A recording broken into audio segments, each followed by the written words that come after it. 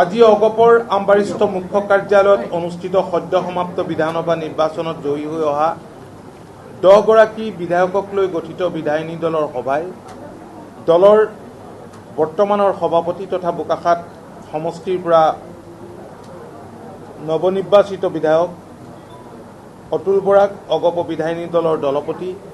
আৰু দলৰ কাৰ্যকৰী সভাপতি তথা কৰিয়াবৰ সমষ্টিৰ নৱনিৰ্বাচিত বিধায়ক কেশৱ মহন্তক উপদলপতিৰ দায়িত্ব অৰ্পণ কৰে। লগতে দলৰ অন্যতম সাধাৰণ সম্পাদক তথা ডিমৰীয়া সমষ্টিৰ নৱনিৰ্বাচিত বিধায়ক ডক্টৰ তপন দাসক বিধায়িনী দলৰ সচিব আৰু দলৰ অন্যতম সাধাৰণ সম্পাদক তথা বজালী সমষ্টিৰ নৱনিৰ্বাচিত বিধায়ক ধৰ্মেশ্বৰ ৰয়ক মুখ্য সচেতকৰ দায়িত্ব অৰ্পণ কৰে।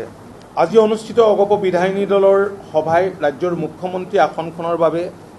যোৱা 5 বছৰীয়া কাৰ্যকালত ৰাজ্যৰ প্ৰতিটো প্ৰান্তত উন্নয়ন আৰু বিকাশৰ জোৱাৰ তোলা সুদক্ষ নেতা ডক্টৰ হিমন্ত বিশ্ব শৰ্মাৰ নাম সৰ্বসন্মতভাৱে প্ৰস্তাৱ কৰে।